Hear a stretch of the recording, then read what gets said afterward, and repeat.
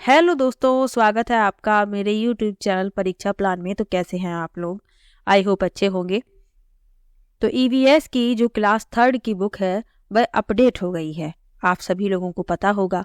और CTET exam में EVS में जो क्वेश्चन पूछे जाते हैं वो एनसीईआरटी बेस्ड होते हैं, ये भी आप लोगों को पता होगा। तो क्लास फोर्थ और फिफ्थ मैं कंप्लीट पढ़ा चुकी हूँ और मैंने जो एनसीईआरटी की ईवीएस की बुक चलती है उनके शॉर्ट नोट्स बनाए थे और उन्हीं से मैंने क्लास फोर्थ और फिफ्थ को कंप्लीट पढ़ा दिया है। आप लोग वीडियो देख सकते हैं, 21 वीडियो हैं कुल, यानी 21, और इनकी मैंने प्लेलिस्ट बना दी है, वहां पर आप सभी वीडियो एक साथ प्राप्त कर सकते हैं। क्लास थर्ड की बुक अपडेट हो गई है तो इससे मैंने नोट्स नहीं बनाए थे। अब मैं क्लास थर्ड को आप लोगों को एनसीईआरटी की बुक से ही पढ़ा दूंगी। नोट्स बनाने की आवश्यकता नहीं है, सीधा बुक से ही मैं पढ़ा दूंगी, क्योंकि अब समय कम है और इतने जल्दी नोट्स नहीं बनाए जा सकते हैं। आप लोगों का एग्जाम 14 दिसंबर को होने वाला है और आप लोगों को अभी प्रैक्टिस भी करवानी है। तो क्लास थर्ड को मैं सीधा एनसीईआरटी की बुक से पढ़ा दूंगी। तो आज से आप लोगों की जो क्लास ईवीएस की आएगी वो क्लास थर्ड की ही होगी। क्लास थर्ड की जो बुक अपडेट हुई है इसमें कुल 12 चैप्टर हैं। तो मैं सोच रही हूँ कि इन 12 चैप्टर को 2 या 3 वीडियो में कंप्लीट करवा दूँ, क्योंकि समय कम है और आप लोगों को प्रैक्टिस भी करवानी है। तो एक वीडियो में मैं ज़्यादा से ज़्यादा चैप्टर लेने का प्रयास करूँगी कि 2 या 3 चैप्टर तो एक वीडियो में लेने ही पड़ेंगे, तभी जल्दी से ये कंप्लीट हो पाएगा। 12 चैप्टर हैं क्लास थर्ड की बुक में, अगर मैं एक वीडियो में 3 चैप्टर लूँगी तो 4 वीडियो में आपका क्लास थर्ड कंप्लीट हो जाएगा। तो चलिए शुरू करते हैं। पहले चैप्टर से शुरुआत करेंगे और इसमें कुछ नए टॉपिक भी जुड़ गए हैं, तो आप लोगों को इसको पढ़ना तो बहुत आवश्यक है। इसीलिए वीडियो को ज़्यादा से ज़्यादा शेयर कीजिएगा ताकि ये सभी लोगों के पास पहुंच सके जो सीटेट एग्जाम की तैयारी कर रहे हैं।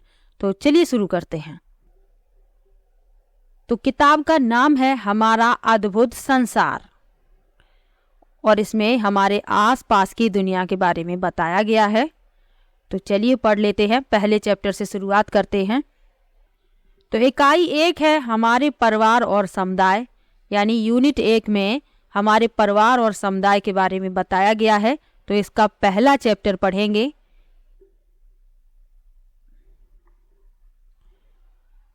तो लिखा है साथ साथ खेलना। नमस्ते, मेरे घर में आपका स्वागत है। मैं बेला हूँ, मेरे 2 भाई हैं, बंकू भैया और छोटा बिसू। हमें साथ में घर के बाहर छुपन छुपाई खेलना बहुत पसंद है। क्या आपको छुपन छुपाई खेलना आता है? तो आप सभी लोगों ने बचपन में छुपन छुपाई खेला होगा। घर में सभी को बिसू के साथ पीकाबू यानी लुका छिपी खेलना बहुत पसंद है।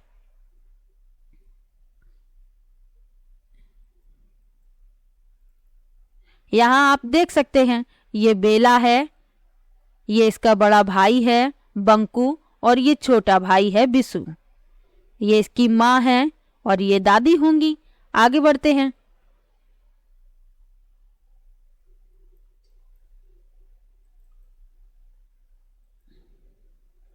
आगे लिखा है हम सभी घर के बाहर खुली जगह में खेलते हैं। हमने अपने घर के बाहर फूलों का बगीचा लगाया है। हमारे रिश्तेदार, मित्र और पड़ोसी भी यहाँ आते हैं।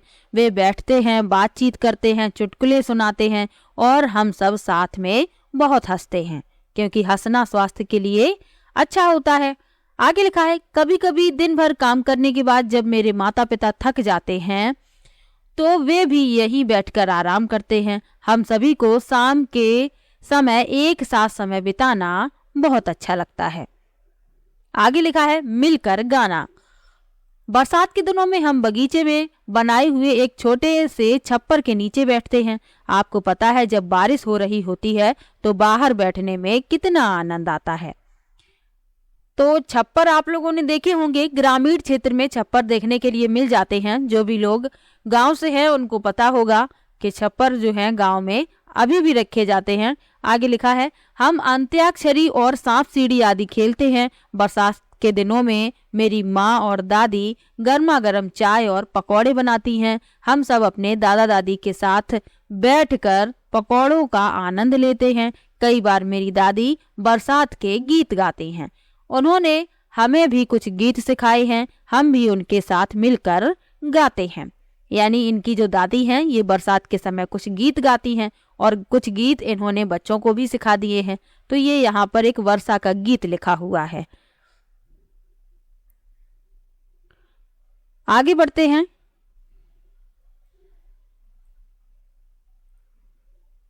लिखा है, मेरे दादाजी जब छोटे थे तो वे भी कुछ खेल खेलते थे, उन्होंने हमें भी वो खेल सिखाए। वे भी हमारे साथ हमारे खेलों को खेलते हैं। सीरू खुशी में अपनी पूंछ हिलाते और भौंकते हुए हमारे साथ दौड़ता और खेलता है। सीरू का हमारे परिवार में एक विशेष स्थान है, वह हमारे परिवार का सदस्य है। मेरे मित्र भी सीरू के साथ खेलना पसंद करते हैं। ये सीरू है इनका पालतू कुत्ता। आगे लिखा है, बंकू और बेला सीरू को तंग नहीं करते हैं, वे सीरू को अपना खाना भी खिलाते हैं।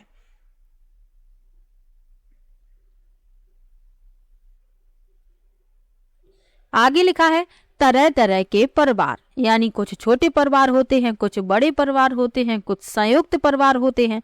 तो इन्हीं के बारे में बताया गया है। लिखा है, कुछ होते बड़े परिवार, कुछ होते छोटे परिवार, तरह तरह के हैं परिवार, हम सभी से करते प्यार। माता पिता से है परिवार, बच्चों से भी है परिवार, दादा दादी भी परिवार और लोग भी है परिवार। आगे बढ़ते हैं। जरा बताओ और कौन वे जिनसे होता है परिवार, ध्यान तुम्हारा रखते हैं जो उन सब से होता परिवार। बहुत खास मेरा परिवार और तुम्हारा भी परिवार, क्योंकि परिवार का बहुत महत्व होता है, आप सभी लोग जानते हैं। आगे लिखा है, हमारे परिवार के सदस्य, मित्र, पड़ोसी और रिश्तेदार हमें प्यार करते हैं, वे हमारा ध्यान रखते हैं और हमें सहयोग देते हैं। परिवार में माता पिता, दादा दादी, भाई बहन और कुछ अन्य बड़े लोग हो सकते हैं, जैसे कि चाचा हो सकते हैं, आपकी चाची हो सकती हैं, ताऊ हो सकते हैं, ताई जी हो सकती हैं। तो इस प्रकार से परिवार छोटे भी होते हैं, बड़े भी होते हैं, जिनमें दादा दादी, चाचा चाची ये सभी लोग साथ में रहते हैं। तो ये संयुक्त परिवार होता है। और छोटा परिवार भी होता है जिसमें माता पिता अपने बच्चों के साथ रहते हैं। आगे लिखा है, परिवार में जानवरों और पेड़ पौधों का भी ध्यान रखा जाता है। गाय, भैंस, कुत्ते, तोते, बिल्लियों और बकरियों जैसे पशु पक्षी भी कई परिवारों का हिस्सा हो सकते हैं। बेला और बंकू अपने पालतू कुत्ते सीरू को प्यार करते हैं और उनका ध्यान रखते हैं। हमें भी पशुओं के साथ ऐसा ही व्यवहार करना चाहिए, क्योंकि वो परिवार का ही हिस्सा माने जाते हैं, इसीलिए उनका भी ध्यान रखना चाहिए।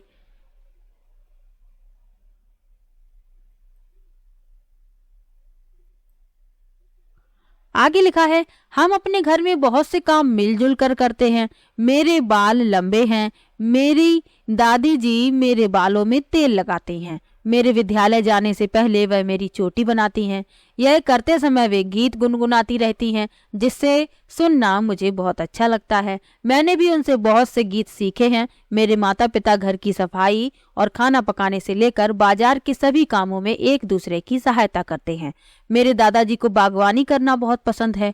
बंकू भैया और मैं घर के कुछ कामों में अपने माता पिता और दादा दादी की सहायता करते हैं।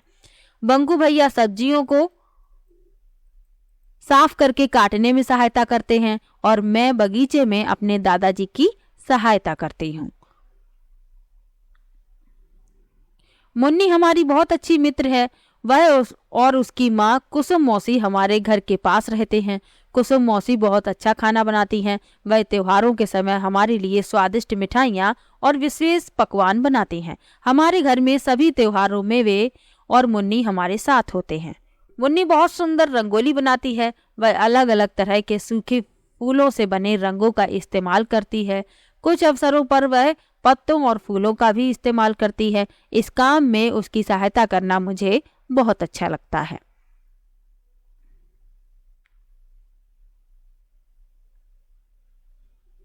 अब यहाँ पर कुछ काम दिए गए हैं और ये बताना है कि आपके घर में वह काम कौन करता है।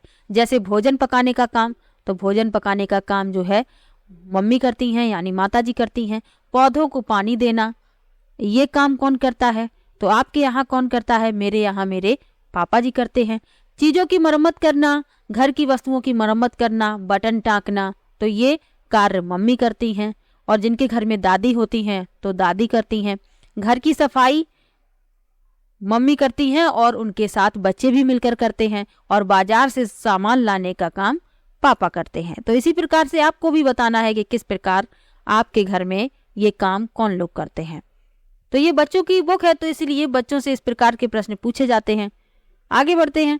छुट्टी का दिन था, हम सभी दादाजी के साथ पार्क में गए। जब हम वहां पहुंचे तो हमारे बहुत से मित्र पिट्ठू खेल रहे थे। निक्कू, रिंकी, रोहित, रोनी और तारा एक दूसरे को तेज दौड़ने और पिट्ठू बनाने के लिए कह रहे थे। हमने उनके साथ मिलकर 2 टीम बना ली। दादाजी एक गेंद ले आए। उन्होंने गेंद से पिट्ठू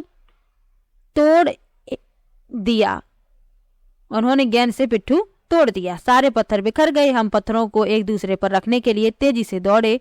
रोहित, निक्कू, रिंकी, तारा और रोनी ने पिट्ठू बनाने से रोकने के लिए हमें गेंद से मारकर आउट करने की कोशिश की। ये खेल आपने बचपन में खेला होगा, सभी बच्चे खेलते हैं। अभी भी हमारे यहाँ कुछ बच्चे गली में इस तरीके का खेल खेलते हैं।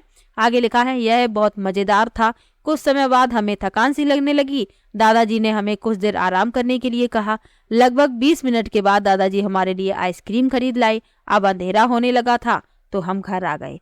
खाने, खेलने और हंसने में हमने क्या ही आनंद लिया।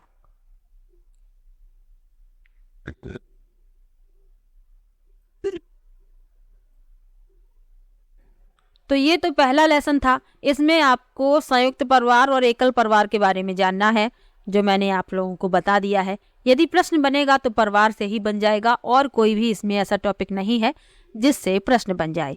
चलिए दूसरे लेसन पर चलते हैं। दूसरा लेसन है मेले में हम। तो मेला किस किस ने देखा है कमेंट बॉक्स में जरूर बताइएगा। तो लिखा है, मेले में जाने की तैयारी। आखिर शहर में मेला लग ही गया। नीता और राधा मेले में जाने की तैयारी कर रहे हैं। दोनों में बहुत ही उत्साह है। मेला घर से थोड़ी दूर ही लगा है। उन्हें वहां पहुंचने के लिए बस लेने की जरूरत है, यानी बस से वह मेला देखने जाएंगे। यहाँ आप चित्र में देख रहे हैं, मेले जाने की तैयारी हो रही है। आगे लिखा है, क्या हो रहा है?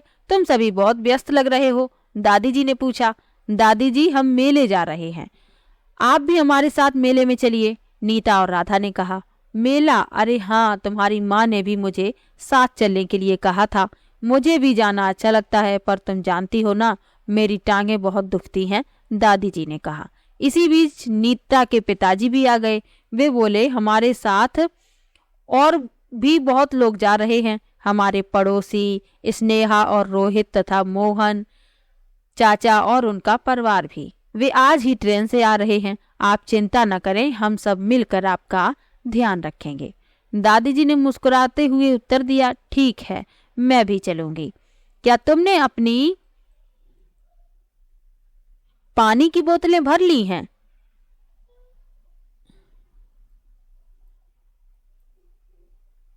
नीता ने कहा, हाँ दादी जी, और हमने अपने पिकनिक पर ले जाने के लिए बैग भी तैयार कर लिए हैं। दादी जी के मेले में चलने के लिए राजी होने पर बच्चे खुशी से झूम उठे। नीता के पिताजी ने अपने पड़ोसियों को बुलाया और समय पर तैयार होने के लिए कहा। बहुत ही अच्छा लगता था, पहले जब बच्चे थे तब बहुत अच्छा लगता था मेले में जाने के लिए, लेकिन जैसे जैसे बड़े हो जाते हैं हम लोग, तो जिम्मेदारियों के कारण जो ये शौक हैं वो भी कहीं खो जाते हैं। तो अब उतना अच्छा नहीं लगता, क्योंकि तब बच्चे थे, ना जिम्मेदारी थी। तो मेले में जाना, बाहर घूमना, किसी के यहाँ बाहर जाना, खेलना बच्चों के साथ बहुत अच्छा लगता था। आप लोग भी बताइएगा, क्या आप लोग भी मेले में जाने के लिए उत्सुक होते थे? आगे बढ़ते हैं। इसी बीच मोहन चाचा ने बताया कि वे उन सबसे सीधे मेले में ही मिलेंगे। वे पहले नगर बस पकड़ेंगे, फिर ऑटो से मेले में पहुंच जाएंगे। अरे वाह, हम कितने सारे लोग होंगे, हमें तो बहुत ही मजा आने वाला है, राधा ने खुशी से कहा।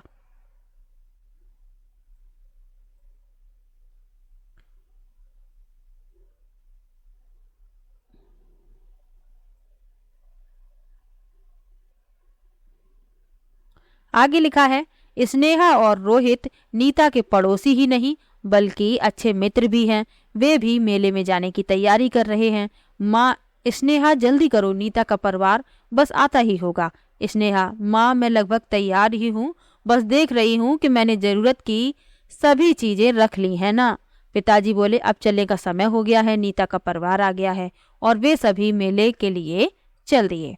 नीता ने दादी जी का हाथ पकड़ लिया और धीरे धीरे बस स्टैंड की ओर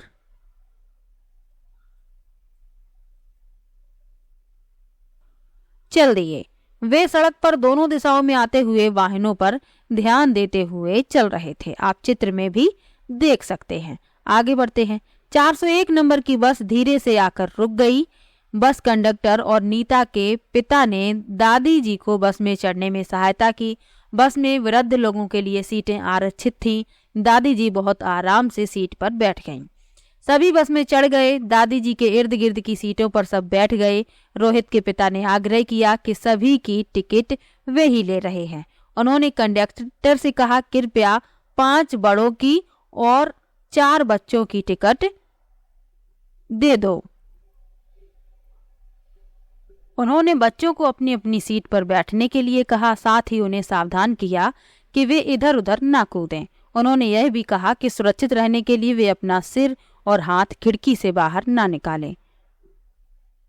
बस शहर की सड़क पर चल पड़ी और अंत में मेले वाले मैदान के पास पहुंच गई।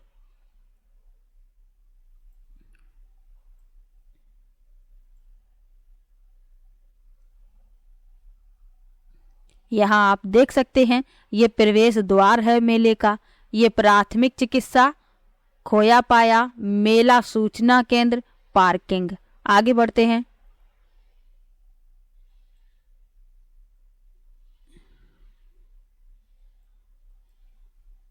दोनों परिवार बड़े परेड मैदान में पहुंचे जहां मेला लगा हुआ था। मोहन चाचा और उनका परिवार भी ऑटो रिक्शा से पहुंच गया।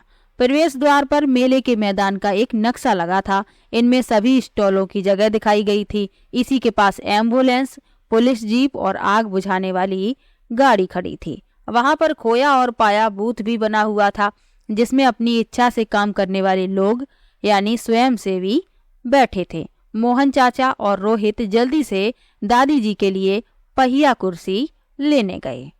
यहाँ आप देख सकते हैं मेले में जो ये गाड़ियां खड़ी रहती हैं, क्योंकि इनकी आवश्यकता पड़ सकती है। जैसे किसी को चोट लग जाए तो इसीलिए वहां पर एम्बुलेंस होती है।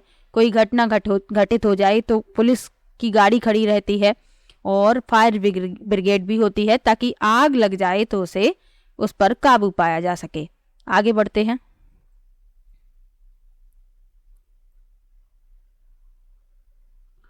मेले में घुसते ही उन्होंने खेल खिलौनों, मिठाई और तरह तरह की मजेदार चीजों के स्टॉल देखे। बच्चे खुशी से झूम रहे थे। वे खिलौने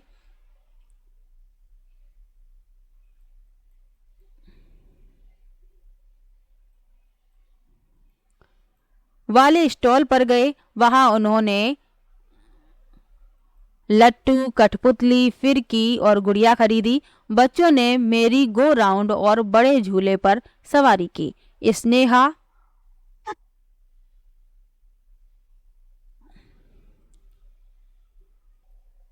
नीता ने कहा चलो अब जादू का खेल देखते हैं। उन्हें कठपुतली का खेल भी बहुत मजेदार लगा। मोहन चाचा ने बच्चों को बुलाया और कहा आप लोगों ने मेले का बहुत आनंद ले लिया, आओ अब कुछ खा लेते हैं। ध्यान रहे कि खाने से पहले सभी को अच्छी तरह से हाथ धोने हैं।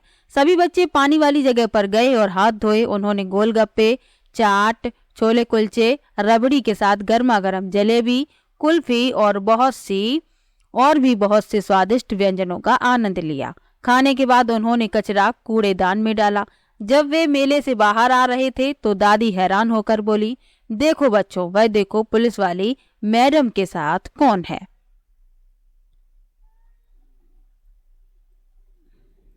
सभी बच्चे एक साथ बोले, हमें पता है ये खोजी कुत्ता है। यहाँ आप देख सकते हैं ये मैडम है और इनके साथ ये कुत्ता है। अब यहाँ पर एक महत्वपूर्ण तथ्य इस लेसन में बताया गया है और प्रश्न यदि बनेगा तो यहीं से बनेगा, क्योंकि मेले के बारे में बताया जा रहा है। तो मेले के बारे में क्या याद रखना है? कुंभ मेले के बारे में। और इससे प्रश्न पूछा जा सकता है तो कुंभ मेला विश्व का सबसे बड़ा पर्व है। गंगा, यमुना, गोदावरी और क्षिप्रा नदियों के किनारे पर होने वाला यह मानव जाति का सबसे बड़ा समारोह है। यह मेला हरिद्वार, प्रयागराज, नासिक तथा उज्जैन में 12 वर्ष में एक बार लगता है। और आपको ये चारों जगह याद रखनी है, हरिद्वार, प्रयागराज, नासिक और उज्जैन, ये चारों जगह आपको याद रखनी है। इनमें ये मेला लगता है और ये 12 वर्ष में एक बार लगता है। तो कुंभ मेला से प्रश्न बन सकता है, तो ये आपको याद रखना है। आगे बढ़ते हैं, इस लेसन में और क्या क्या बताया गया है जिससे प्रश्न बन सकता है।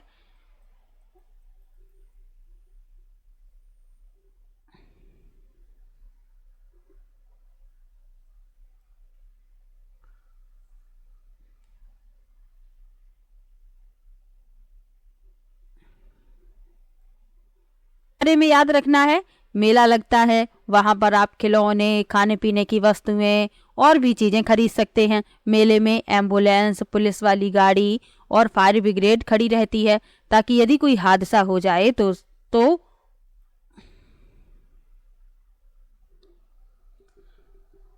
इस लेसन में आपको मेले के बारे में जानना था, जो मैंने आपको बता दिया है। मेले में क्या क्या वस्तुएं मिलती हैं और जो कुंभ मेले के बारे में बताया गया है वही आपको याद रखना है। कुंभ मेला जो है 12 वर्ष में एक बार लगता है। कहाँ कहाँ पर लगता है वो याद रखना है, हरिद्वार, उज्जैन, नासिक और प्रयागराज, ये 4 जगह आपको याद रखनी है। यदि प्रश्न बनेगा तो यहीं से बनेगा।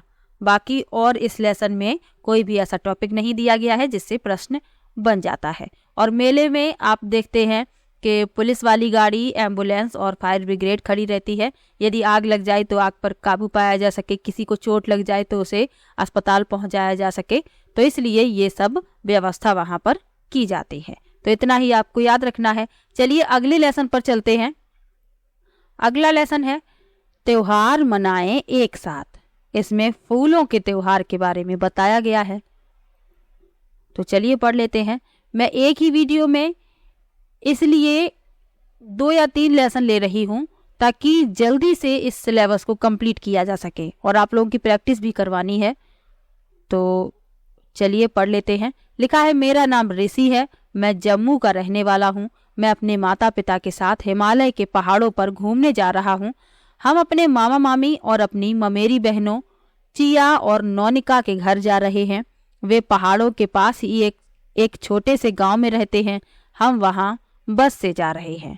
मैं बस की यात्रा का पूरा आनंद ले रहा हूँ। खिड़की के बाहर का दृश्य बहुत ही सुंदर है। सड़कें घुमावदार मोड़ वाली हैं। पहाड़ियों पर तरह तरह के रंग बिरंगे फूल हैं। ऐसा लग रहा है कि ये फूलों की घाटी है। दूर कहीं तरह तरह के लंबे पेड़ भी दिखाई दे रहे हैं। अब यहाँ से प्रश्न कैसे बनेगा? प्रश्न बनेगा कि फूलों की घाटी कहाँ पर है। तो फूलों की घाटी उत्तराखंड में है, ये बात आपको याद रखनी है। आगे बढ़ते हैं। ये आप देख सकते हैं, बस में ये ऋषि बैठा हुआ है, यही बता रहा है अपनी यात्रा के अनुभव। आगे बढ़ते हैं।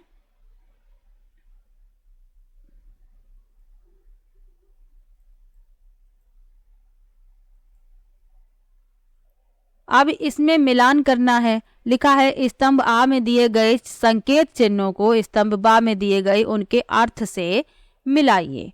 तो इन चिन्हों का क्या अर्थ है ये पूछा गया है, तो चलिए मिला लेते हैं। ये आप जो चिन्ह देख रहे हैं ये गति अवरोधक का चिन्ह है, तो इसे मिला देंगे इससे।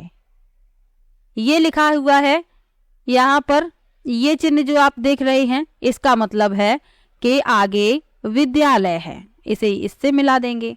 यहाँ ये गाड़ी का जो चिन्ह देख रहे हैं और इस पर ऐसे ये निशान बना हुआ है, इसका मतलब है यहाँ वाहन खड़ा ना करें। ये जो देख रहे हैं आप, इसका अर्थ है कि व्यक्ति काम पर हैं। इसका अर्थ है कृपया हॉर्न मत बजाएं, और इसका अर्थ है यू टर्न मना है। तो इन्हें मिलाना था इनके अर्थ से, तो ये आपको याद रखना है। हो सकता है इस तरीके से प्रश्न पूछ लिया जाए। मिलान वाले प्रश्न पूछ लिए जाते हैं, तो हो सकता है इस तरीके से भी पूछ लिया जाए। आगे लिखा है, कुछ देर बाद हम मामा और मामी के गांव के समीप वाले बस स्टॉप पर पहुंच गए। हम बस से नीचे उतरे। मामा जी हमें लेने आए हुए थे। पहले तो हम चौड़ी पक्की सड़क पर चले, फिर हमने मामा के घर तक जाने वाली सकरी कच्ची सड़क पकड़ी।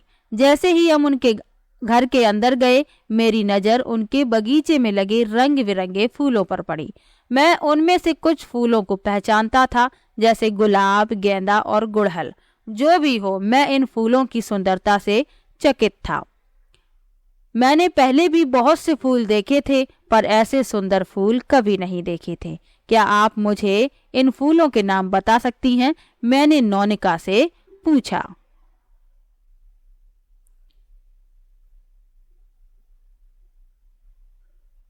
नौनिका ने एक फूल की ओर संकेत करते हुए कहा, यह ट्यूलिप है। मामी ने बच्चों को भोजन के लिए घर के भीतर बुलाया। सभी ने गर्म चावल के साथ कश्मीरी व्यंजन हाक, एक प्रकार की पत्तेदार सब्जी, खाया। वास्तव में यह बहुत ही स्वादिष्ट थी। अब प्रश्न कहाँ से बनेगा? प्रश्न यहीं से बनेगा कि जो कश्मीर का व्यंजन है उसे क्या कहते हैं? हाक। या प्रश्न इस तरीके से पूछा जा सकता है कि हाक कहाँ का प्रसिद्ध व्यंजन है? तो आपको याद रखना है कश्मीर का। ये एक पत्तेदार सब्जी होती है। आगे लिखा है, क्या तुम्हें पता है कि इन दिनों हमारे यहाँ ट्यूलिप का त्योहार है? नौनिका ने भोजन करते हुए पूछा। हमारे यहाँ भी वसंत ऋतु में बहुत ही लुभावने लाल रंग के फूल खिलते हैं। इन्हें बुरांस के फूल कहते हैं, मैंने कहा। मैंने चिया और नौनिका को बताया कि हमारे यहाँ वसंत के त्योहार को बहुत ही खुशी और उल्लास के साथ मनाया जाता है। मैंने उन्हें बताया कि इस त्योहार में मैं और मेरे मित्र अपने आस पड़ोस के घर के द्वार पर सरसों और बुरांस के फूल सजाते हैं। प्रश्न यदि पूछा गया तो प्रश्न यहीं से पूछा जाएगा कि वसंत के त्योहार में घर के द्वार पर किसके फूलों से सजावट की जाती है? तो सरसों और बुरांस के फूल से। यही सबसे प्रश्न बनेंगे और आपको ध्यान से समझते जाना है। आगे लिखा है, हमारे इस काम के लिए हमारे बड़े हमें आशीर्वाद देते हैं। हमें टॉफियां और मिठाई भी मिलती है।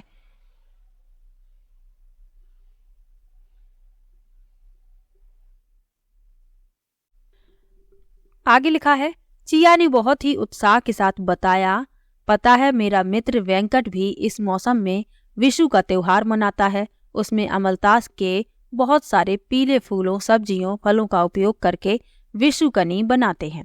इस बातचीत में मामी जी भी शामिल हो गईं और उन्होंने बताया कि वसंत प्रकृति का उत्सव है। भीषण ठंड के बाद जब सूर्य अपने पूरे तेज के साथ चमकता है तो चारों तरफ फूल खिल जाते हैं। ठंड से दुबकी हुई घास बढ़ने लगती है और पेड़ों पर नए पत्ते आने लगते हैं। मैंने मामी, चिया और नौनिका से कहा, जब मैं अपने चारों ओर बिखरे ये तरह तरह के रंग बिरंगे सुंदर फूल देखता हूँ तो मेरा मन खुश हो जाता है। कुछ दिनों बाद हम घर वापस आ गए। यह मेरी परिवार के साथ बिताई यादगार छुट्टियां थीं। अब विशुकनी के बारे में अभी बातचीत हुई थी, तो विशुकनी क्या है? तो विशुकनी केरल में नव वर्ष के प्रथम दिन को मनाया जाने वाला एक शुभ रिवाज है। ऐसा माना जाता है कि सूर्योदय के समय शुभ वस्तुओं को देखने से आने वाला वर्ष खुशहाल तथा लाभकारी होता है। तो ये केरल में मनाया जाता है, ये आपको याद रखना है। ये वसंत ऋतु से संबंधित एक कविता लिखी हुई है।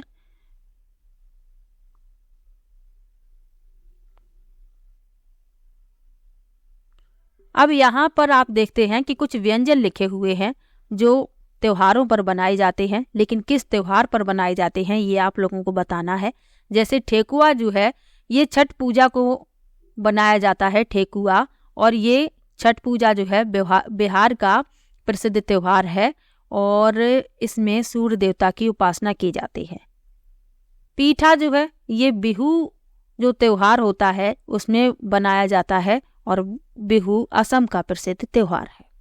खजूर का केक क्रिसमस को बनाया जाता है।